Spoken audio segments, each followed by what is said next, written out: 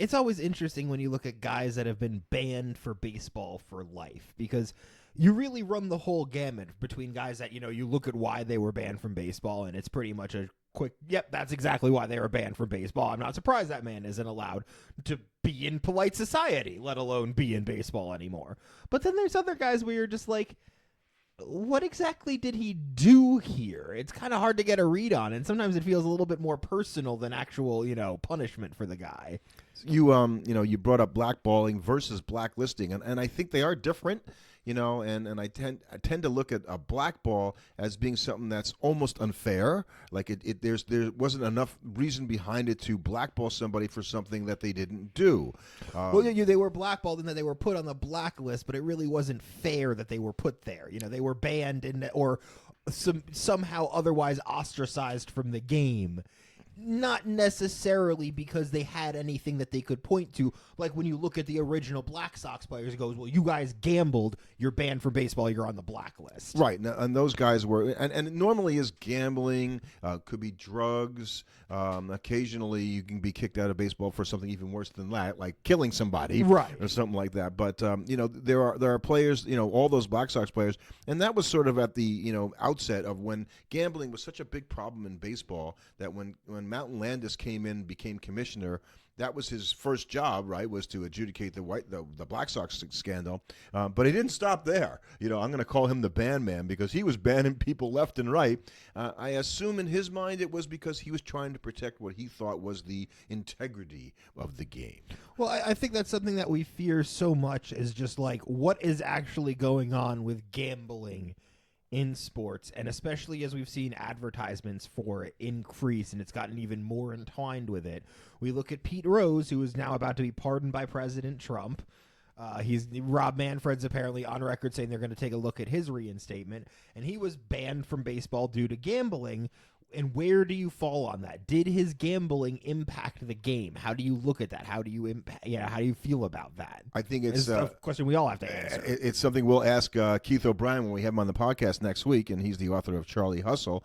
And he unequivocally comes out and said, "Look, Rose bet on baseball. He was wrong, and I believe his feeling is the ban is right. That you can't do that. I don't know that he would will say that he should never be allowed in, but what Giamatti did and where Pete Rose sort of lays, and now that, as we said recently in our podcast, Pete Rose isn't in the Hall of Fame, and now if he gets a pass from baseball, forget about the presidential pardon that he's going to get. I think he will get in the Hall of Fame. I think there's enough groundswell for him. Which kind of speaks to the fact that it was a blackballing and not a blacklisting. Because if it was truly a blacklisting and you were outraged about the fact that he gambled on baseball, but he didn't bet against the Reds. But that's never going to change. The fact that he gambled while he was an active manager of a team is never going to change. And so if that's why he was banned from baseball, you have no reason to ever unban him.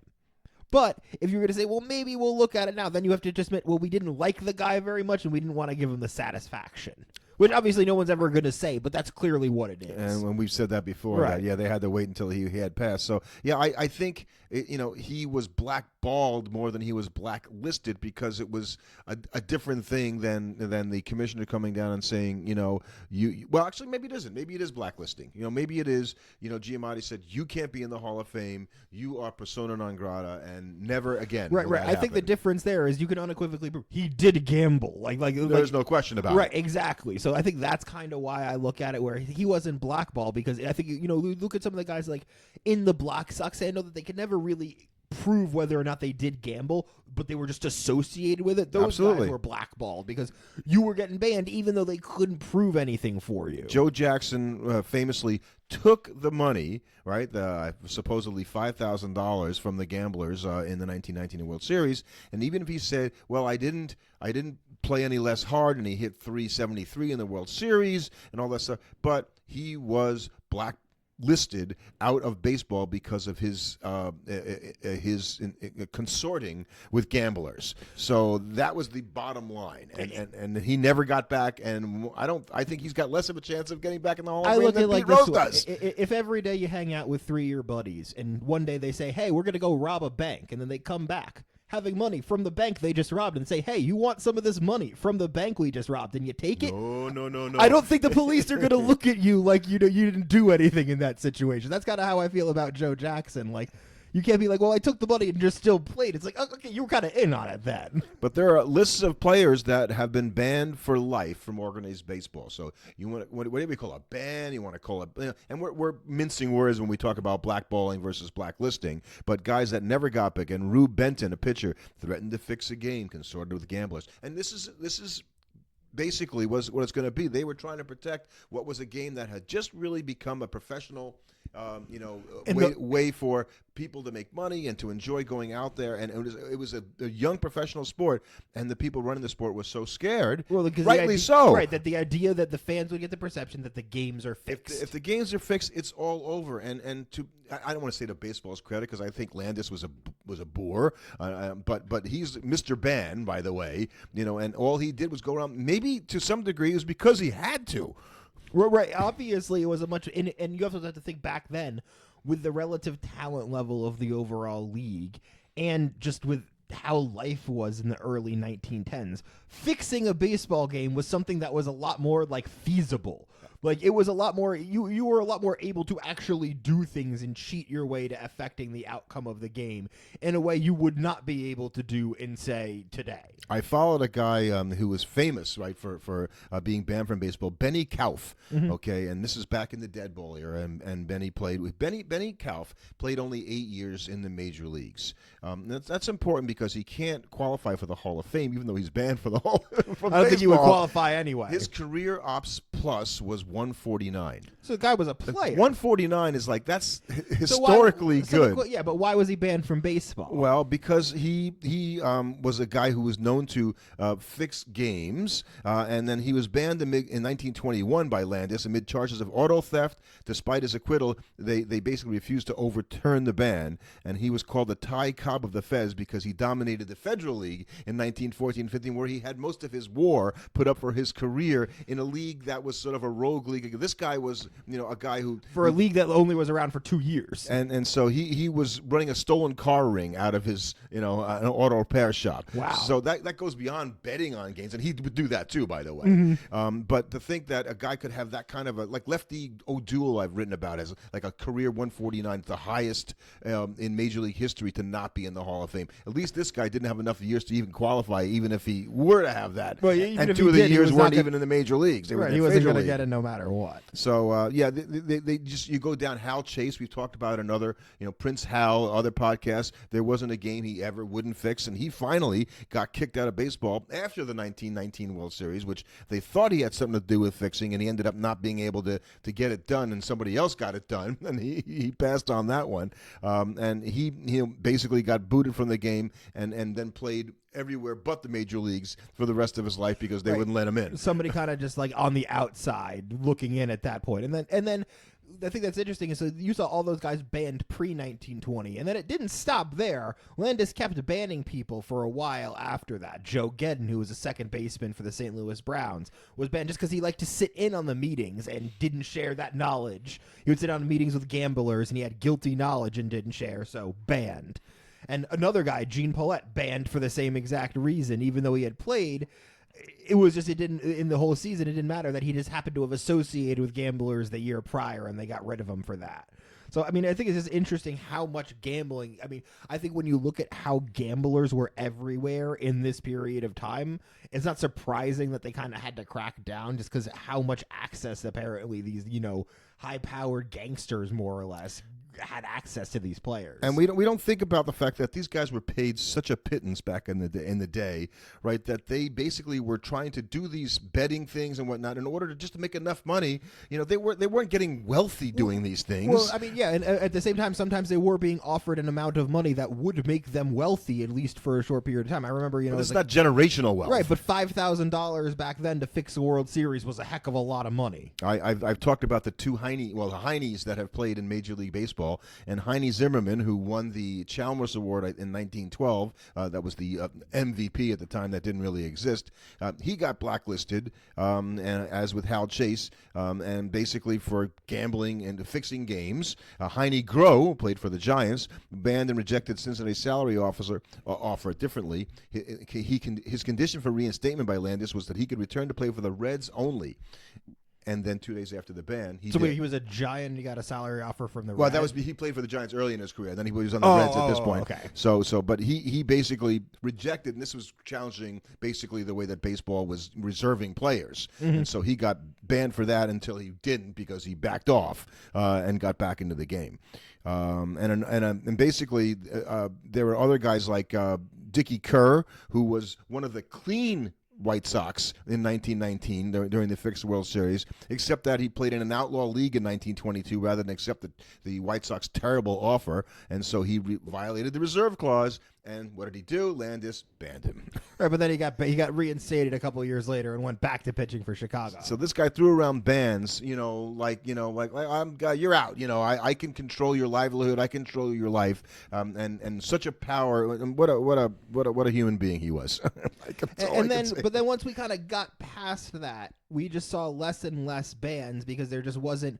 One lawsuit started happening that, would overturn these bans. So in 1946, a bunch of players, Sal Magley, Max Lanier, Ace Adams, which great baseball name. Sal the Barber Magley, by the way, because he liked to throw inside. Dan Gardella and Luis Olmo, and then even more were banned for 5 years because they jumped over to the Mexican League and played there in 1946. That was a big deal, by the way, the whole Mexican League thing. There's a real threat to Major League Baseball. Now, a lot of those bans were then rescinded because the players sued, and because of the lawsuits they were forced to rescind the ban. So I think that was a big change, that suddenly now the players could go to court and basically say this isn't fair and have that overturned, which previously they didn't really have any kind of mechanism to do that. And it seems to me that we went from worrying about gambling to we're going to ban you if you gamble, and now if you try to challenge the reserve clause, we're going to ban you, right? Because we're trying to make sure we keep control. Right, and unfortunately when you see that, you can really not make the argument the commissioner is anything but the arm of the owners. Well, and that hasn't changed. And then it began to change, because as you got further into the future, into the 70s and the 80s, you basically had drugs, right? Now it was much more about moral reason why guys were being banned. Ferguson Jenkins banned in 1980 Hall of Famer for 2 weeks because he was possessing cocaine, and then they just overturned it because they're just like, no, you can't ban him for life for that. And I wrote about Steve Howe, the late Steve Howe, and what a sad story, as a guy who had a terrible addiction problem, and he was suspended 7 different times. So I joked 7 strikes and you're out finally, and they banned him. But there were a lot of guys that had that, and they were trying to make sure that drugs aren't a part of our game. They were so a part of the game. Right, they were very much a part of the game back then. That's why I think what's interesting is we saw GMs and owners banned. George Steinbrenner got banned for 2 years in the 90s by Commissioner Fay Vincent, which is just stunning that they could just be like, no, you're banned. We don't want to deal with you. Do you know what happened there? So Steinbrenner was such a wacko at times. He was unhappy with Dave Winfield, so he hired a guy named Howie Spira to go dig up some dirt on Dave Winfield, and I guess the league got wind of it, and basically because he was trying to smear him in such a way and come up with stuff, they banned him for 2 years. You're not allowed to investigate your own players to create a campaign to put dirt on them. And even Hall of Famers, the late Mickey Mantle and Willie Mays, were banned by Bowie Kuhn in 1983 because they worked as greeters at an Atlantic City casino. No, you can't be associated with. We're back to the gambling thing now. Like just because you're saying hi, hello there at the casino. No, you can't be part of baseball because of the association. Right, which is why I think they definitely can't do that now, considering you've got Bet GM on players' sleeves. It'd be a little hypocritical. And then, you still saw people banned for, different reason. Marge Schott, who was the Cincinnati Red owners at the time in 96. She was a real gem. Right, was banned for 2 years before being reinstated due to uttering racial, ethnic, and homophobic slurs. So, really going for a trifecta there. She still was the person who got rid of the Reds' facial hair policy that had been around since I don't think that's a net win for her. I don't understand how the same person could do both of those things, by the way. Unfortunately, I think in this case that the weight on those scales is not exactly I'm not trying to say that. It is. I'm just saying which doesn't belong in Hawaii kind of a thing. So. And then really the last player that I can think of in recent years that's received a permanent ban, because in light of guys like Trevor Bauer, not really being banned, but just sort of being put in a box and ignored.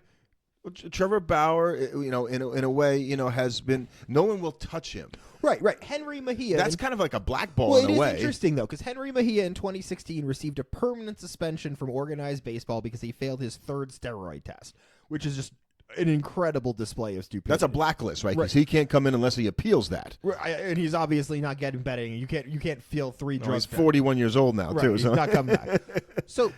But he is gone. He's never coming back. And that's official. Whereas Bauer also is never coming back. We all know this. He's pitching in Japan. It's not official. Right, which makes it a black ball away because there's no official, I think the baseball didn't come out and say you can't have Trevor Bauer on your team. No, right. But the question that now becomes is it purely a optics decision for most teams? And I would imagine yes. No team wants to be the team. The same thing that happened to Colin Kaepernick. No team wants to be the team that runs you see the headline: Mets sign, suspected wife abuser or woman abuser Trevor Bauer. Boy, I'm so glad you mentioned Colin Kaepernick because I think he is like sort of the best example of somebody who was unfairly blackballed for something that was not anywhere near anything else that we're talking about. Because not necessarily that he could have been not very good. Like there are ideas that he had been kind of figured out by the time he was forced out of the league, and maybe he wasn't going to have success. But he had clearly played well enough up until that point that he should have gotten more chances before we came to that conclusion. And every year, right? He's like about 35 now. Colin Kaepernick, like some team's going to bring him into camp and give him a chance. I think even Cap has given up. I don't know. I could see that. There were other guys who got banned in NFL football for heinous acts. The Ray Rice thing and the Chad Ochocinco or Chad Johnson, if you want to call him that. But these guys were domestic violators, if you will, like violence guys, and so they basically were ostracized from the league, rightly so. And that's a black list, not a black ball. There's a big difference there. There is a big difference, and I think that the players are also always going to sort of talk about them being blackballed more than they actually are. Because like J.R. Smith was trying to talk about he and a bunch of players have been that by the NBA. But it's like Isaiah Thomas works for an NBA front office and Jamal Crawford is an announcer for games. How can you claim they're being blackballed? Well, let's say Isaiah Thomas back in the day when he was playing, had little gambling associations along with, as did Michael Jordan, by the way. That didn't stop anything. Didn't stop anything Jordan. There. And Jamal Crawford, well, he was like 42 at the time going, he's being blackballed from playing in the NBA. No, he's 42. Right. It hasn't stopped these guys from being involved in basketball. Like clearly they're still there, so it's obviously not. Nick Young is on, I'm pretty sure he's on Gilbert Arenas' podcast.